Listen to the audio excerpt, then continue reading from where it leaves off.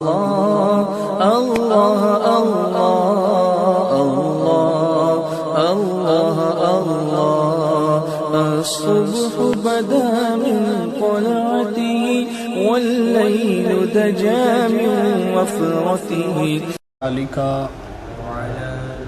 وأصحابك يا نور الله صلى الله تعالى عليه وسلم. بسم اللہ الرحمن الرحیم.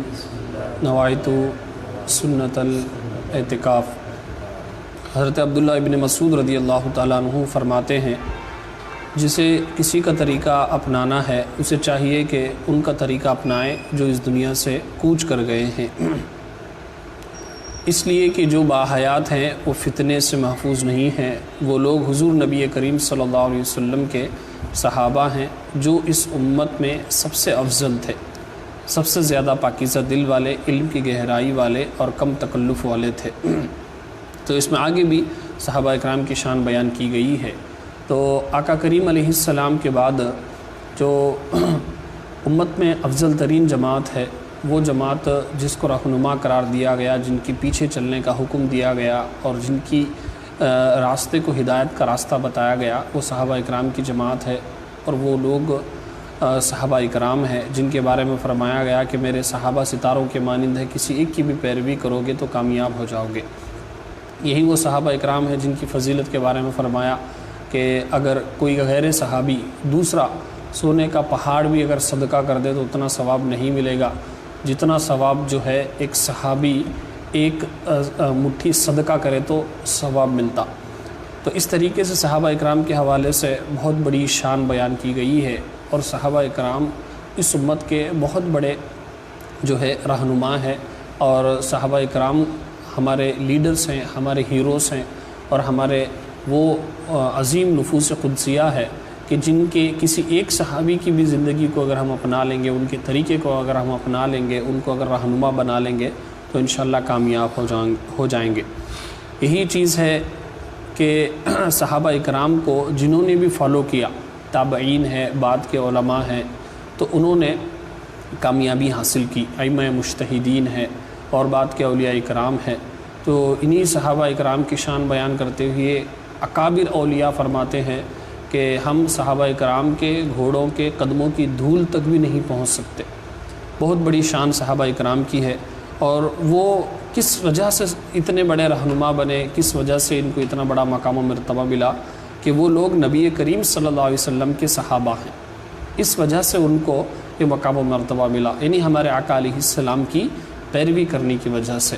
تو اسی لیے فرمایا گیا کہ جو ان کے غلام ہوئے وہ قوم کے امام ہوئے. تو جو کوئی بھی میرے آقا علیہ السلام کی غلامی اختیار کرتا ہے، آقا علیہ السلام کے طریقے کو اختیار کرتا ہے، اللہ اسے ایسا عروج عطا کرتا ہے، اللہ اسے ایسی بلندی عطا کرتا ہے، اللہ تبارک و تعالیٰ ایسی اسے شہرت عطا کرتا ہے، اللہ تبارک و تعالیٰ اسے ایسا مقام و مرتبہ اور ایسا لوگوں کی دلوں میں محبت عطا کرتا ہے، اور ایسی وجاہت و روب و دبدبہ اللہ اسے عطا فرماتا ہے کہ خود بخود لوگ اس کی پیروی کرنے لگتے ہیں اور اس کے اندر قائدانہ صلاحیت اللہ تبارک و تعالیٰ پیدا فرما دیتا ہے. یہی وجہ ہے کہ وہ صحابہ اکرام خود فاروق اعظم، ایک ایک صحابی کی اگر آپ مثال لیں گے تو عقلیں حیران ہو جائیں گی. خود فاروق اعظم رضی اللہ تعالیٰ عنہ ایک مرتبہ ایک مقام پر عرب کے ایک علاقے کے قریب کھڑے ہو کر ان کے آنکھوں میں آنسو آ جاتے، اور لوگوں نے پوچھا کہ کس وجہ سے، کہ تو فاروق اعظم رضی اللہ تعالیٰ عنہ فرماتے ہیں کہ میں عرب خطاب کا بیٹا تھا اور عرب والوں کا بڑا مشہور میں پہلوان تھا، لیکن مجھے 4 اونٹ ایک لائن میں کھڑا کرنے کی طاقت نہیں ہوتی تھی، اور 4 اونٹ لائن میں نہیں کھڑا کر سکتا تھا، اور میرا باپ خطاب مجھے مارا کرتا تھا. لیکن آج یہ اسلام کی بدولت ہے، آقا کریم علیہ السلام کی غلامی ہے کہ 22 لاکھ مربع میل یعنی آدھی دنیا پر میں حکومت کر رہا ہوں. تو یہ کس وجہ سے؟ آقا کریم علیہ السلام کی نسبت اور آقا علیہ السلام کی محبت اور ان کی پیروی کرنا. تو جس کسی نے بھی اس راستے کو اختیار کیا وہ خود کامیاب نہیں بلکہ کامیاب لوگوں کا رہنما بن گیا. اتنا بڑا مقام و مرتبہ. تو صحابہ اکرام کو جو سب سے بڑی چیز جس نے کامیابی حاصل کرائی ہے، جس کی بدولت صحابہ اکرام کو کامیابی نصیب ہوئی ہے، اور ان کی بدولت دیگر امت تک کامیابی پہنچی ہے، وہ آقا علیہ السلام کی محبت ہے، ان کی پیروی کرنا ہے۔ آج ہماری میجر مسٹیک ہے کہ آج ہم نے صحابہ کرام کے طریقے کو چھوڑ کر چند مستحبات پر عمل کر کے، صحابہ کرام نے یقیناً نعرے لگائے، لیکن صحابہ کرام نے صرف نعروں پر اکتفا نہیں کیا، صرف نعرے لگا کر خاموش نہیں ہوئے، بلکہ انہوں نے اتباع کی، بلکہ انہوں نے آقا کریم علیہ السلام کی پیروی کی، تب کہیں جا کر انہیں کامیابی حاصل ہوئی۔ تو وہ لوگ جو تھے صحابہ کرام اس امت میں سب سے افضل تھے، سب سے زیادہ پاکیزہ دل تھے۔ تو امت میں جو ہے آقا علیہ السلام کے بعد سب سے افضل ترین اگر کوئی جماعت ہے، سب سے افضل ترین اگر کوئی گروہ ہے تو صحابہ کرام کا ہے۔ تو یہ جو ترتیب ہے یہ بھی ہمیں ذہن میں رکھنا ضروری ہے۔ معاذ اللہ بعض لوگ یہ کہہ دیتے ہیں کہ تم عبادت کرتے کرتے نبی کے درجے تک پہنچ سکتے ہیں، اور معاذ اللہ اس طریقے کے بے ادبی والے جملے کہتے ہیں۔ تو آقا کریم علیہ السلام کے بعد سب سے افضل ترین جماعت جو ہے صحابہ کی ہے، تو کوئی بھی غیر نبی سے افضل نہیں ہو سکتا، لیکن صحابہ اکرام جو ہے آقا علیہ السلام کے بعد انبیاء علیہ السلام کے بعد افضل ہے، اور اس میں بھی ترتیب ہے۔ پہلے نمبر پر جناب صدیق اکبر رضی اللہ تعالیٰ عنہ، اس کے بعد فاروق اعظم، اس کے بعد حضرت علی، اس کے بعد صدیق اکبر رضی اللہ تعالیٰ عنہ، فاروق اعظم رضی اللہ تعالیٰ عنہ، عثمان غنی اور حضرت علی رضی اللہ عنہ۔ یہ 4 اکابر علماء صحابہ کرام ہیں۔ ان کے بعد